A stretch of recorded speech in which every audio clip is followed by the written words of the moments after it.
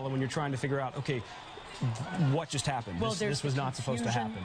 And, you know, it does look like a lot of other scenes that we have seen, unfortunately, in other cities.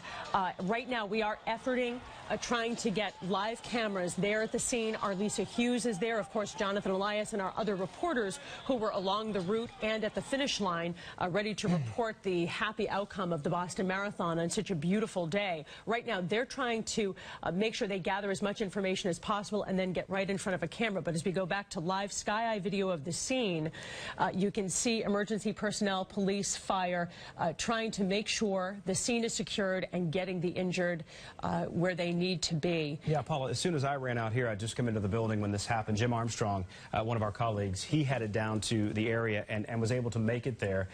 He just talked to an eyewitness who says that it was an absolute ball of fire and looked like it came from inside the building. That was what an eyewitness told him as far as the blast that was related to Marathon Sports. Right. And so right now, we're looking live from Sky Eye. This is the area. There are the bleachers on the right. You can see one of the explosions was right nearby. You see all the debris pushed into the street. And one of the difficulties, I'm sure, for police a little bit further back at the turn on off of Hereford Street is that, of course, for hours on Marathon Monday throughout the afternoon, you have amateur athletes who have been struggling along, who would not finish the marathon until 5 or 6 o'clock at night. And so they are being directed elsewhere at this point.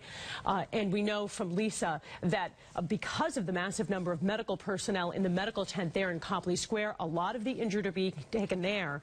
And both Lisa and Ken have indicated that they've seen people with severe grave injuries, head injuries, and a lot of blood at this scene, unfortunately. I've also been just checking Twitter while we're out here because our crews are keeping us updated from down there on Twitter, and I'm seeing the same thing as well from there. This would have been this afternoon. Let's see, I got here about 2:40, 2:45. Right about that time is when we got the call from our first producer who called and said, hey, we just heard explosions at the finish line.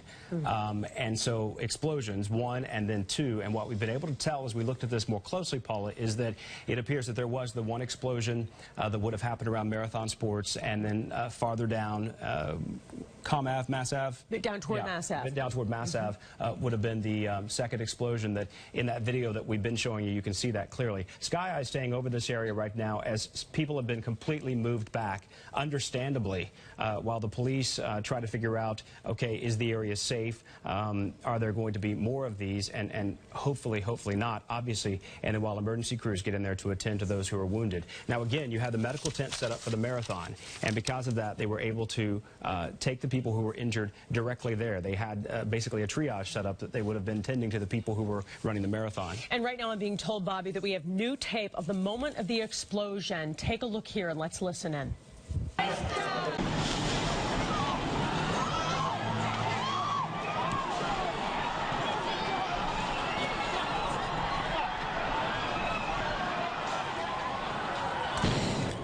What a frightening sound and what a chaotic moment. Yeah, and that was clear to us there that, you know, the second one happened just farther down the street. We saw the first one, people reacting to that. The second one farther down, and I'm not sure we had a camera in that, you know, very position, so I don't know exactly what happened down there. But the aftermath of this unfolds is what you're about to see here, where, you know, we got to get to these people who were basically blown off the sidewalk into the scaffolding. Of course, and it's just chilling to think about the people who were streaming along Boylston Street there on the sidewalk, people with their children, college kids, and families who are always at the scene of the finish line of the marathon. Here we can see some rescuers carrying the injured, some military members who were there on the scene, and Boston Fire and Police.